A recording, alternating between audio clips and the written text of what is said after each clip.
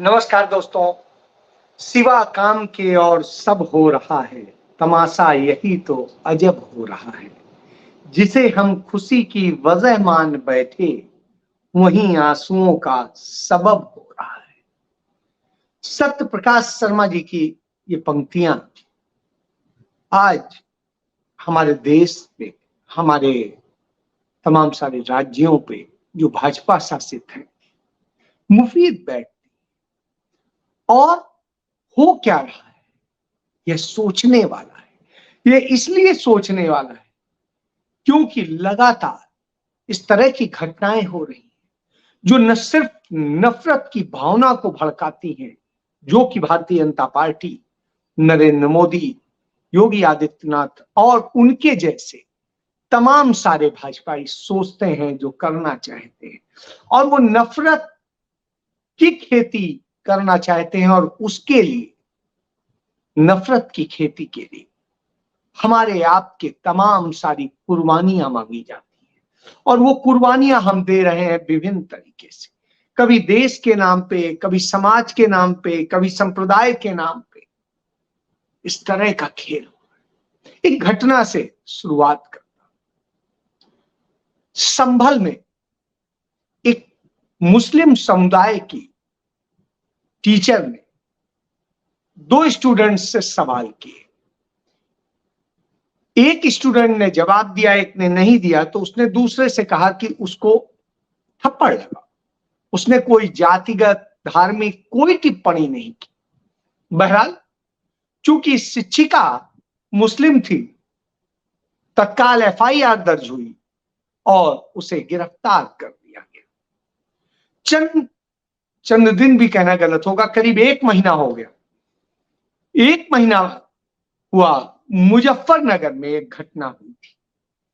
वहां स्टूडेंट्स को आपस में बैठाया गया और उसके बाद में वो हिंदू टीचर कथित रूप से जो है कि हम सवाल का जवाब नहीं दे पाया था, इसलिए उसकी पिटाई करा रहे थे। तो कहा एक एक करके सारे लड़के मारो, और सारे स्टूडेंट से उस मुस्लिम समुदाय के स्टूडेंट को पिटवाया और यह टिप्पणी की कि ये मुस्लिम समुदाय के लोग ऐसे होते हैं।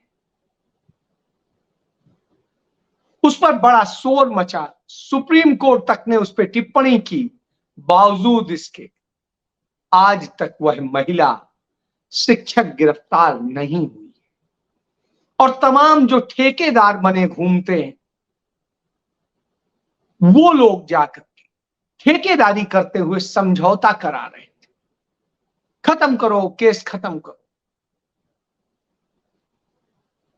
यहां पर कोई नहीं आया कि कहे कि नहीं गलत है, शिक्षक ने कोई ऐसे इंटेंशन से नहीं किया है, बल्कि बच्चे के हित में किया है। वहां इंटेंशन भी था, और लीगल उसमें यदि देखेंगे तो इंटेंशन हर क्राइम में सबसे ज्यादा मायने रखता है।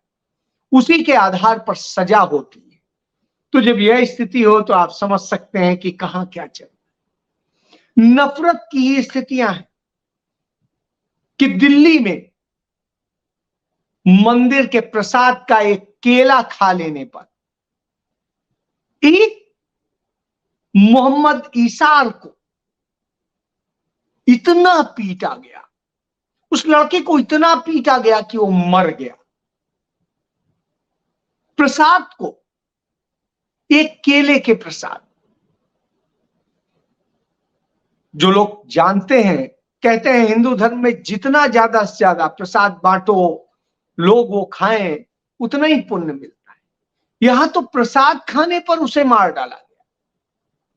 यह धर्म है, और यदि यह हिंदू धर्म है तो मैं ऐसे धर्म को पूरी तरीके से नकारता हूं और उसको जिल्लत देता हूं।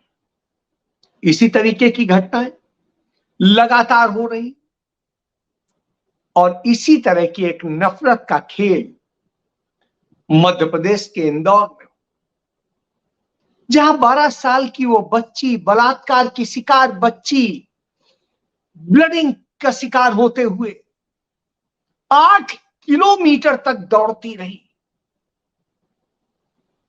मदद के लिए चिल्ला रही थी, नग्न अवस्था में थी।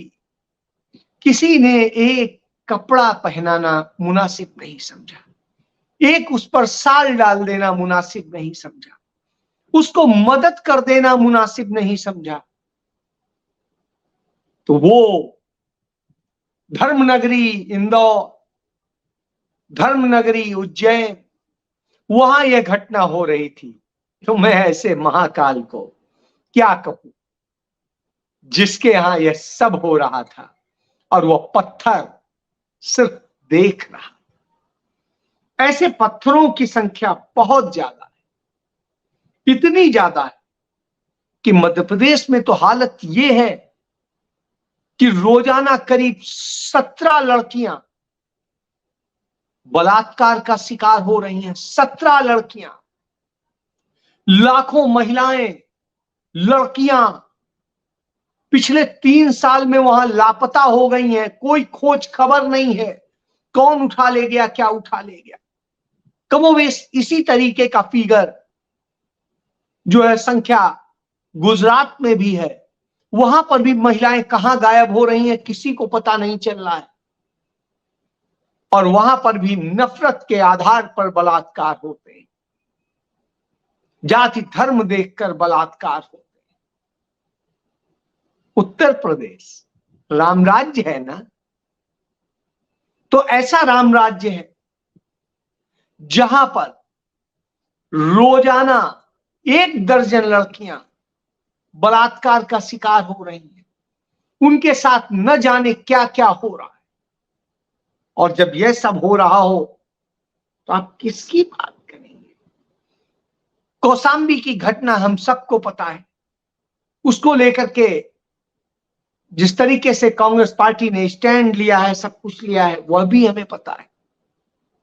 इसी तरीके से असम की घटना को आप देख लिए। असम में भी डबल इंजन की राम राज्य की सरकार है और वहां पर भी राम राज्य की स्थिति यह है कि 3 मतलब लड़कियों को क्या समझ लिया गया है कि किस तरीके से मार डाला जाता है, सब कुछ किया जाता है कि 3 नाबालिग लड़कियों को किस तरीके से बलात्कार किया जाता है, सामूहिक बलात्कार होता है, मार डाला जाता है। तो यह स्थिति है। तो यह राम राज्य है, यह डबल इंजन की सरकार है। डबल इंजन की सरकारों में जिस तरीके से बेटियों को शिकार बनाया जा रहा है, जिस तरीके से नफरत के आधार पर कार्रवाई हो रही है, बुलडोजर जाति और धर्म देखकर चलता है। और सरकार जिसे कहते हैं राम राज्य की सरकार, वो तमाशाई।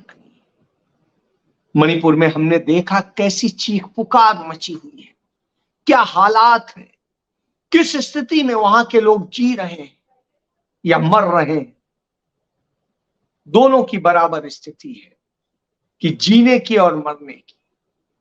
बावजूद इसके शर्म नहीं आती उस निकृष्ट प्रधानमंत्री के पद पर बैठे व्यक्ति को। आप लोगों की डिमांड थी इसलिए नाम नहीं ले रहा हूं। उस निकृष्ट व्यक्ति को कि जिसके राज में बेटियों के साथ इस तरह बीभत्स घटनाएं हो रही हैं, चित्कार मची हुई है, उसके तमाम सारे राज्यों में जिस तरीके से रोज बरोज छोटी छोटी बच्चियों को शिकार बनाया जा रहा है, उनका शोषण किया जा रहा है। और ये करने वाले कौन? ये करने वाले वही भगवाधारी भाजपा ही। भगवा मेरे पीछे भी है एक, इसे केसरिया कहते हैं भगवा ने। और यह रंग एक खुशहाली का प्रतीक है।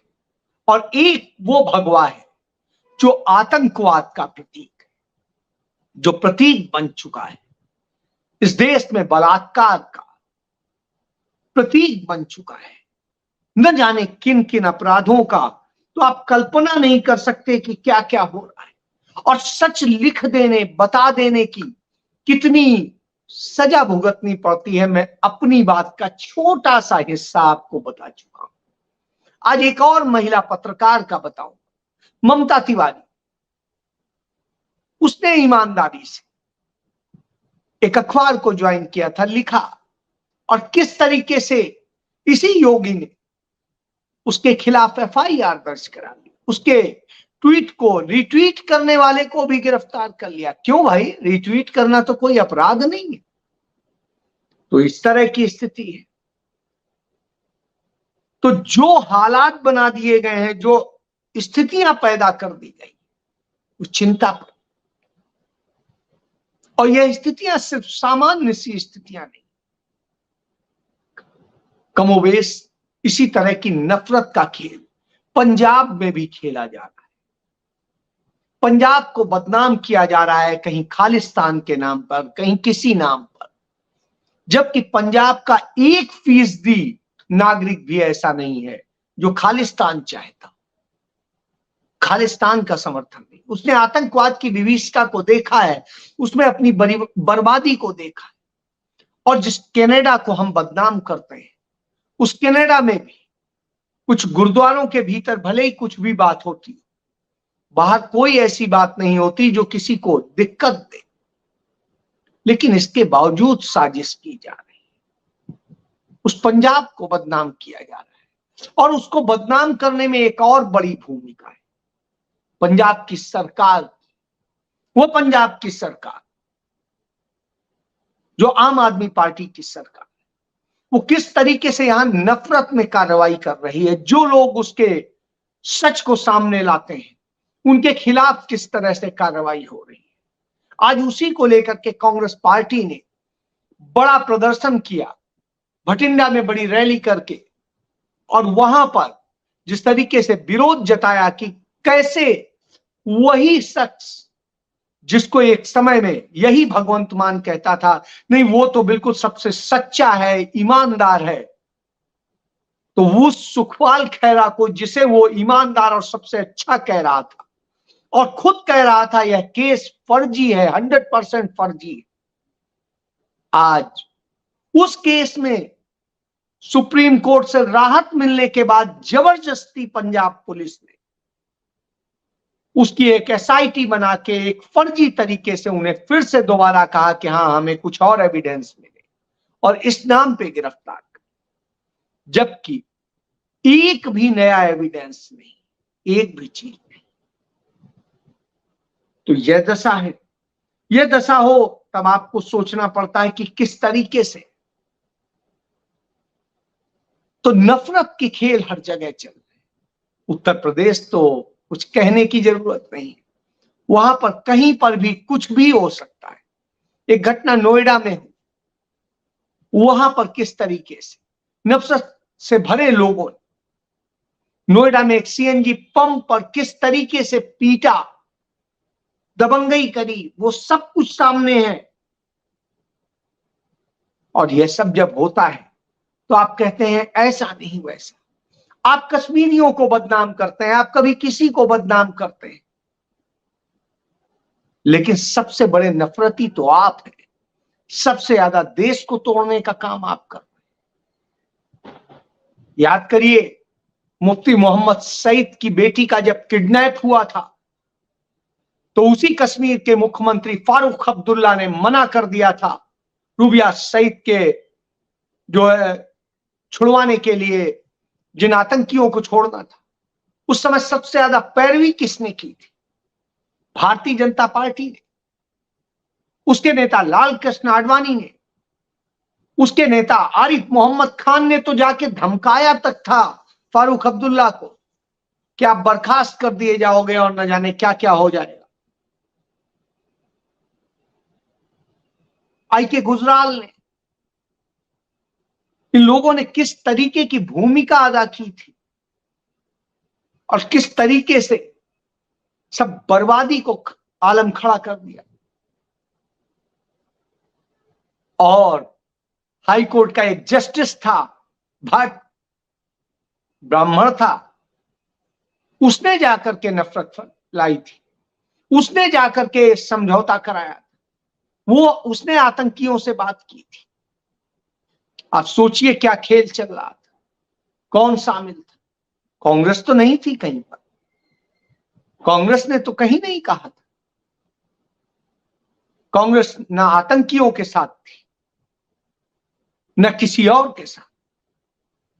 उसने कहा हम सिर्फ देश के साथ और देश की बात है। आज भी वही स्थिति।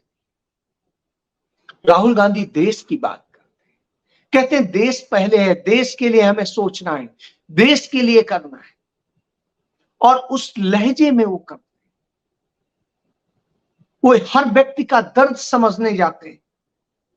वो फर्नीचर मार्केट गए, कीर्तिनगर, वहां पर जाकर के उन्होंने जिस तरीके से फर्नीचर के कारीगरों का दर्द समझा, उसके पहले कुलियों के पास गए थे, उनके दर्द को समझा था। उसके पहले सब्जी मंडी गए थे, सब्जी वालों के दर्द को समझा था। उसके पहले किसानों के बीच में गए थे, उनके दर्द को समझा था। और इसी तरीके से वो ट्रकर्स के बीच गए थे, उनके दर्द को समझा था, और सबके साथ में काम करके महसूस किया कि क्या कष्ट आते हैं, क्या परेशानी आती है। देखने में तो बड़ा आसान लगता है, अरे क्या है, कील ही तो ठोक रहा है, आरी ही तो चला रहा है। लेकिन एक छोटी सी गलती है, छोटा सा, किस तरीके से नुकसान करता है वह भी। तो वो राहुल गांधी आज बनाने के लिए मर रहा है, उसके लिए तपस्या कर रहा है। तो दूसरी तरफ नफरत फैलाकर सत्ता हासिल करने के लिए नरेंद्र मोदी और उसकी राम राज्य वाली डबल इंजन सरकारें काम कर रही हैं। वो चाहे नूह में हिंसा बरते, चाहे वो मणिपुर में करे या कहीं पर भी करे, वो सिर्फ नफरत के बूते आना चाहिए, झूठ के बूते आना चाहिए, आपकी बेटियों से बलात्कार करा के आना चाहिए। और साहब, दलित वर्ग की वो 12 साल की बच्ची जिसके साथ एक घटना हुई उज्जैन में,